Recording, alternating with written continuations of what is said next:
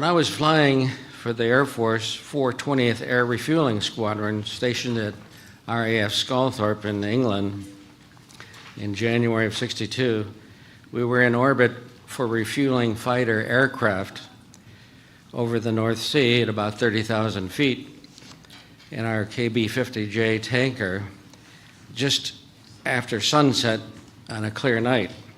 London Control excitedly called us and notified us that they had an unidentified object hovering on their radar near Stonehenge. We were asked if we were willing to intercept the unidentified craft, and our refueling mission had just finished, so we quickly agreed to chase their UFO. We were given an intercept heading and started to dive toward the UFO. It was really an exciting situation.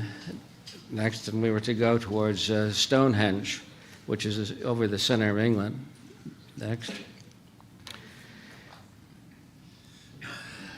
London Control was diverting all aircraft out of our way so that we could have a clear path for the intercept.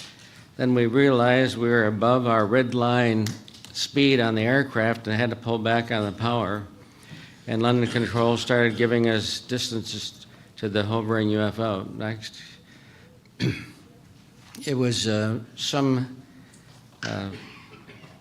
60 miles ahead and then 40 and so on. And as we got closer, we got the radar going on our aircraft and picked up the hovering UFO in the distance, about 30 miles. It was an exceptionally large radar return. Next. And just judging on the size of the radar return, it was about equal to the Brooklyn Bridge or the Firth of Forth Bridge in Scotland, which is a huge bridge about a mile long. It's the biggest radar return that I'd ever seen on the aircraft radar. And it was sharp and solid as compared to the fuzziness of a rain cloud. I felt the craft must be made of steel or some kind of strong metal. We were doing about 425 miles per hour as we approached to about 10 miles. This gives you an example of how large a radar return it was. It was a dark night, and we could only see a series of dim lights directly ahead. Next. This is something what it looked like in the distance. Suddenly the UFO seemed to come alive, and the lights brightened immensely, and the UFO accelerated in a launch similar to a space shuttle taking off. Next. Lit up the sky and disappeared, frankly. We saw much brighter lights and a fantastic acceleration. It seemed to go straight up, just estimating speed like 50,000 miles an hour, 100 times faster than we were moving. We asked London Control if they had any rocket launches in the area. London Control seemed as disappointed as we were, and the controller said, "There are no rocket launches in the area. Thank you for your intercept. You are now cleared to return to your mission." The incident was recorded in my navigator's log and was mentioned the next day in operations. Interestingly, the Air Force did not seem particularly interested.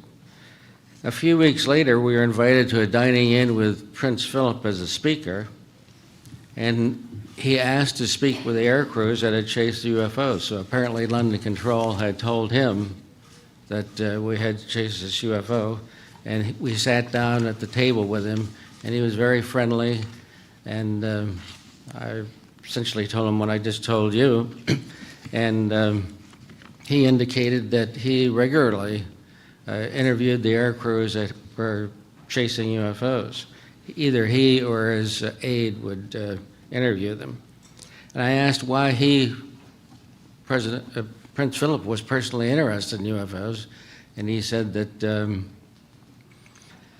his